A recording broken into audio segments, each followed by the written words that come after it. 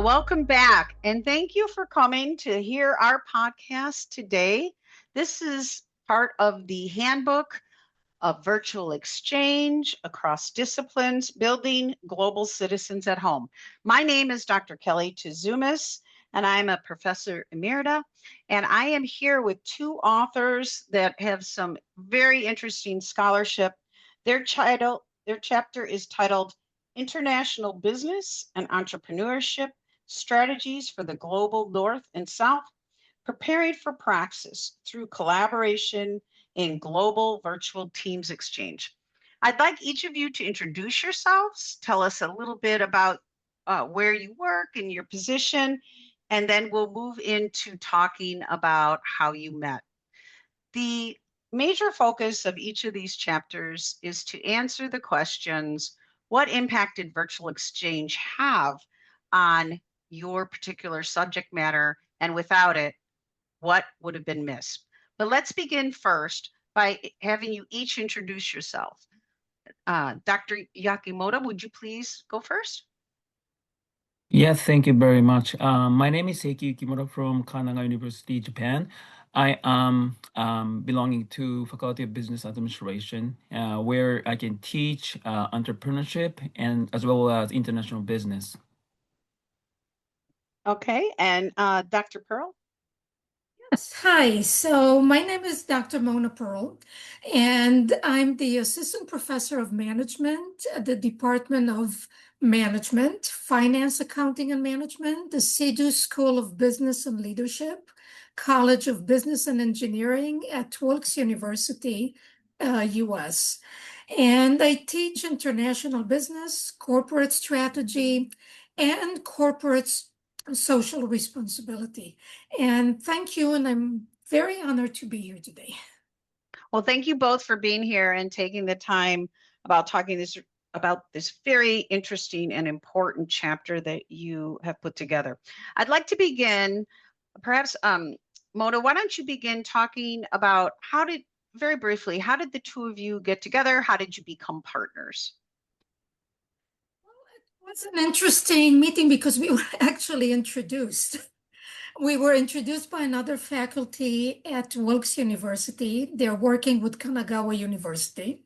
And I remember we had our first call, and there was that click. You know how you meet people and you find it easy to talk to communicate. And we had the meeting of the minds. Seiki, do you remember any other details Yes. about yeah. Yes, I remember that, the first day that we met each other over, of course, online meeting, and then our International Center of Kanagawa University introduced you and your colleagues together with our staff of Kanagawa International Center. Totally, we had started to be collaborated with Mona through virtual exchanges. Yeah, so yes. And then also not only university relationship but also student exchange as well, between two universities. So that helps us to be collaborate each other, right, Mona? Yeah, so it was Yep. really a great way to meet. We started planning, we had similar ideas. And you know how sometimes things are easy, and sometimes when you try to collaborate, it doesn't really work out very well. So we're happy. Yeah. Yeah. Yeah. All right. Well, let's turn now to your chapter. Talk to me and our listeners about international business and entrepreneurship strategies. In particular, what your chapter actually looked into regarding strategies for global North and global South. Dr. Pearl, would you like to go first, Mona? Well, I guess I could go first. So, one of the things that actually worked out really, really great is that I always looked, okay, international business, it's going into new foreign markets that we don't know much about. There's a lot of ambiguity, there's a lot of uncertainty, which is very similar to entrepreneurship. Entrepreneurs start a company, they do not know if they will be able to sell their product, if the product will be accepted, will they make money, and so on.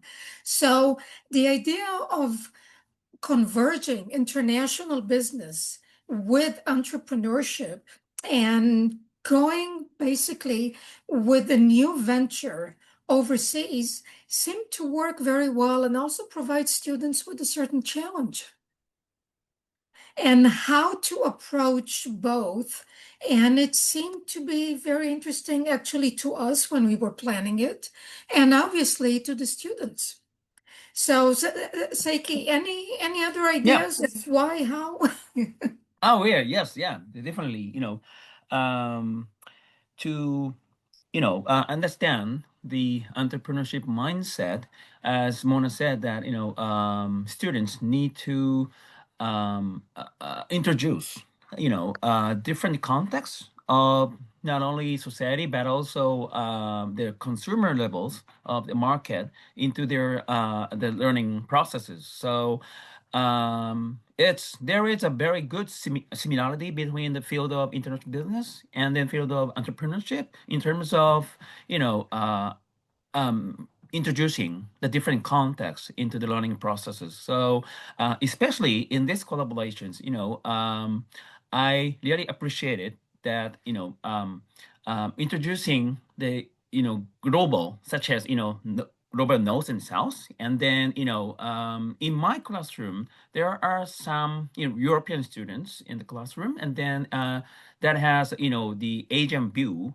toward, my country in Japan, and also I can introduce that United States, I mean American view toward a Japanese context. So our students could enjoy the both perspectives from not only European but also the American student toward Japanese market, and then in the classroom, they needed to establish new companies, like Mona said, that to introduce new products into the different market. So it is truly, experiential learning process for students as well as for educators, including myself. So that's how it goes to in the collaborations. Now, And what? we both learned, in a Yeah. way, we both learned. And from the point of view of global north and global south, students were supposed to choose two target countries, one from the global north and one from the global south. So they learned not only how to view themselves and do business in their Mhm. own countries, but also how to understand, analyze, and basically know how to work and collaborate in other countries. So Sure. it Yeah. was an amazing, amazing experience for all of us. Outstanding. And in your chapter, you talk about that the global virtual teams and how important that is when you are in the subject of international business. Could you talk a little bit about, from your perspective, what you saw with these global virtual teams? Mona and I decided to, start with the as start virtual global teams through collaborations, because this experiment should have very good impact over the student learning processes in terms of understanding different cultures, and then different behavior of the consumers over across the countries. So through the experiences of I mean conducting those global virtual teams, students may be able to face difficulties in terms of communicating with the different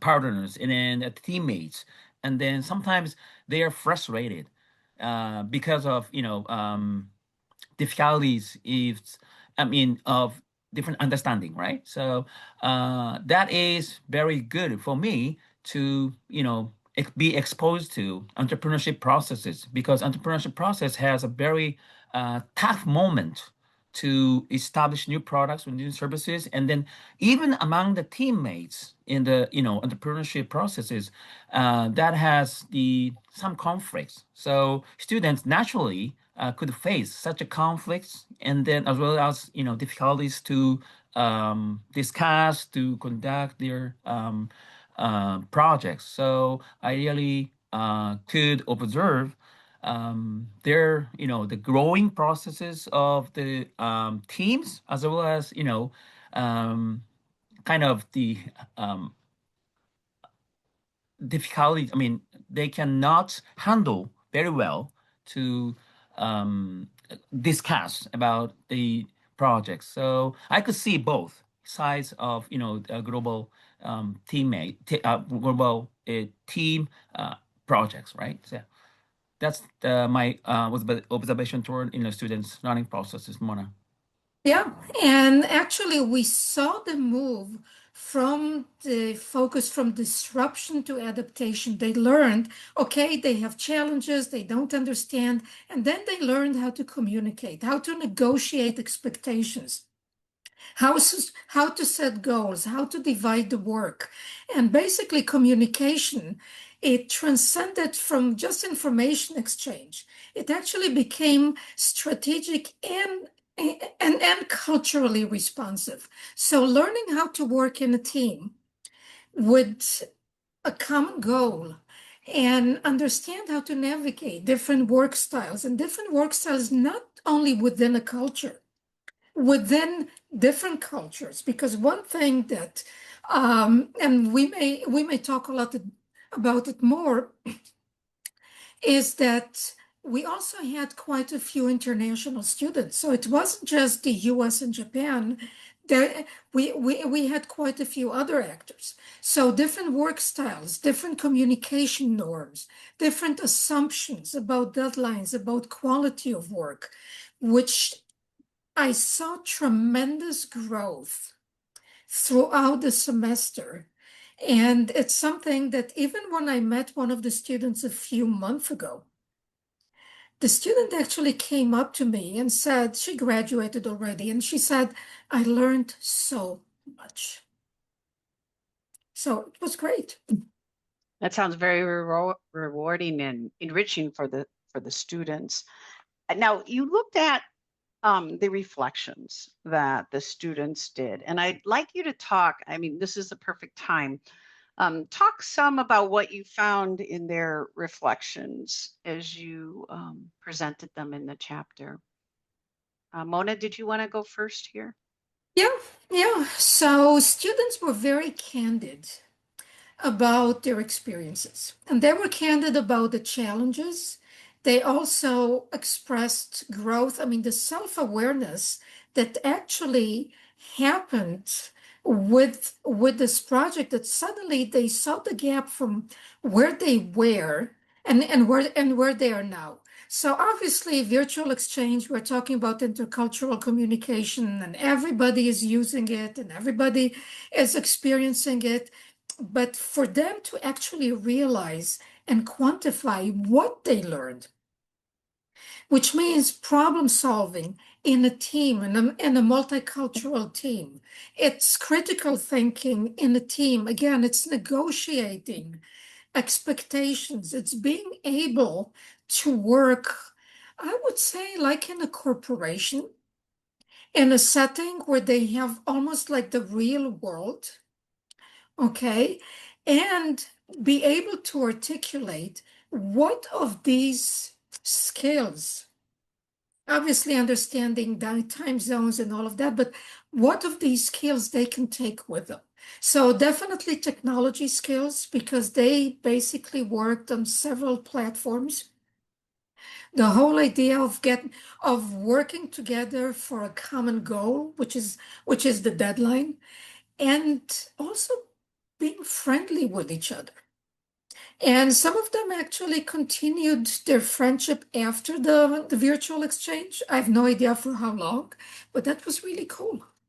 Yeah, Mona. Yeah, I have also, as I mentioned before that, observed that there are so many reflections from students, including that they really realized that in order for them to understand each other and communicate very smoothly, um, latest technologies not enough for them to go smoothly, because building the trustworthy among two different, or I mean among the virtual team, um, they need to understand that latest technology is really easy to start the conversations, but they have to build.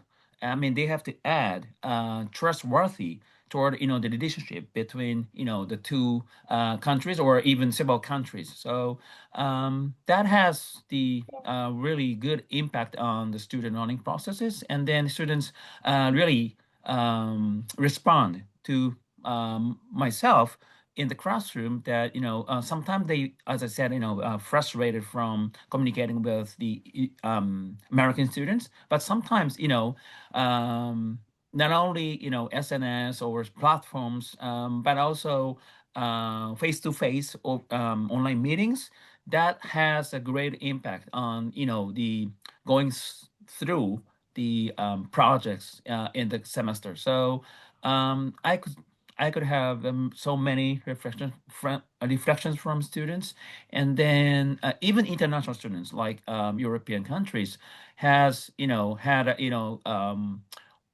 gave me wonderful reflections, because they are learning in Japan, but they could be collaborative with American students, finally, to complete the project through the collaborations. So yeah, totally, I really satisfied with their achievements, as well as their reflections through the collaborations. Well, And now, I have one more thing that I wanted to say. I Mhm. forgot to say. Students learned humility because they Mm. also they learned quickly that clarity beats charisma. So if people think, "Oh, it's my personality that I'm outgoing and so on," but it's basically what they learned, that clarity, basically setting the goals and being organized, totally beats their charisma, personality, and in virtual exchange, it was also personal growth for them. mm, Yeah, mm. I agree. Yeah, exactly. Yeah. Well, that's really important. I think the kind of interaction that is taking place in these classes.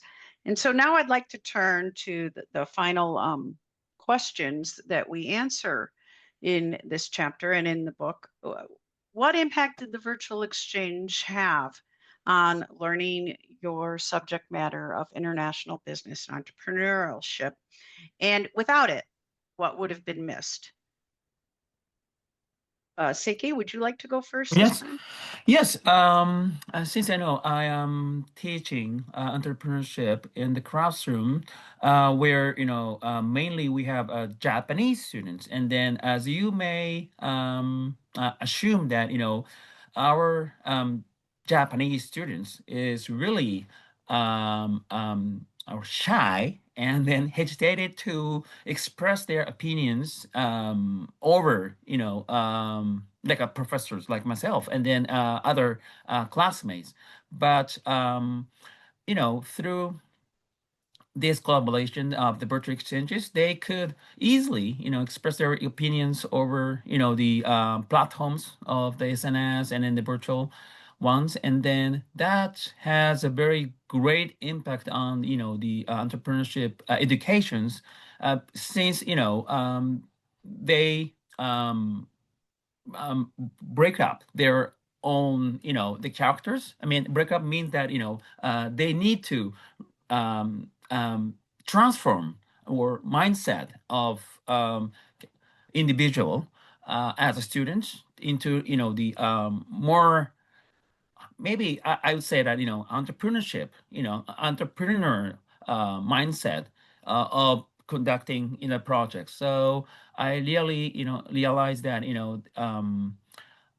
they could be growing through the collaborations, and then that has new perspectives toward entrepreneurship education in Japan, especially. So in the Japanese context, and then what I have been missed maybe after collaboration that I think is that maybe not only virtual exchanges, but the as I said, building trustworthy among the students is needed. So, as I said, this technology is not sufficient for both educators and students to establish good collaborations, and then we need to add more the maybe tools or I don't know, maybe other incentives for the students and educators to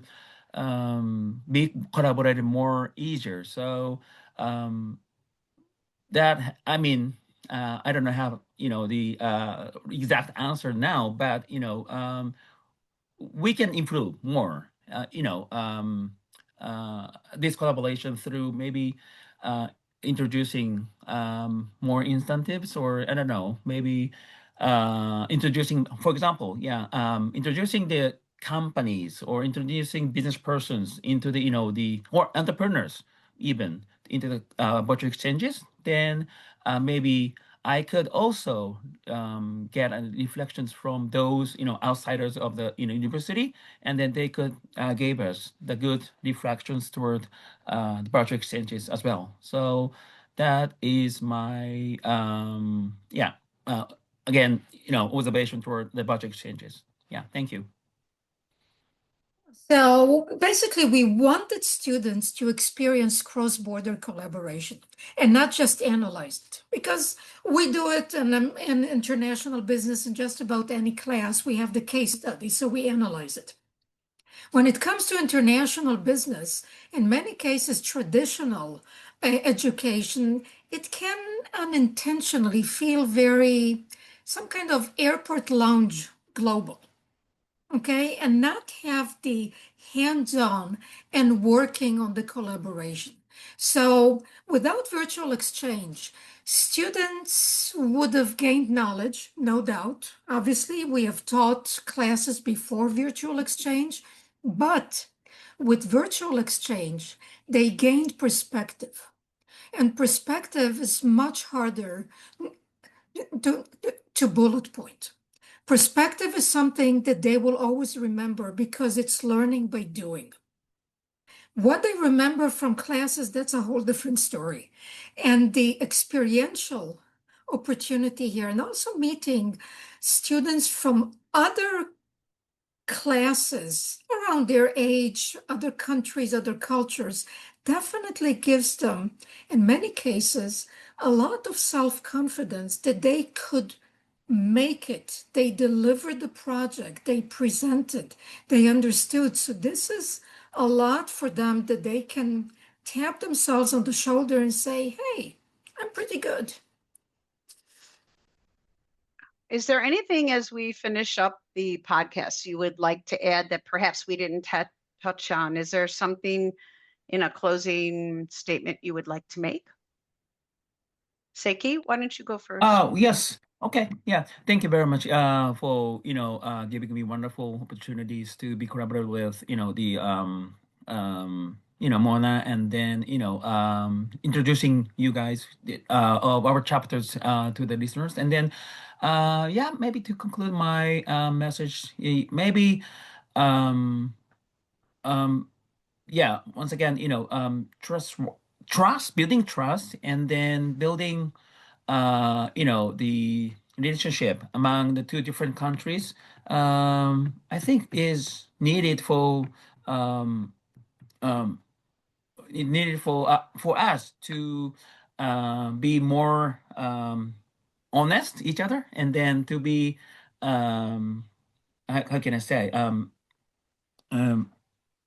you know um, be more professionals maybe to work each other. So students still, after graduating from our university, they are going to maybe international companies, multinational corporations, where, they need to be more professional, right? So I think that, being honest and professionals, and then pursuing dignities is needed for us to establish such a virtual exchanges to be successful. And then that is very similar with working at international environment. So I hope that we Mona and I, can continue to work together with the collaborations again, maybe in the different topics, or in the different products or different projects, and then we can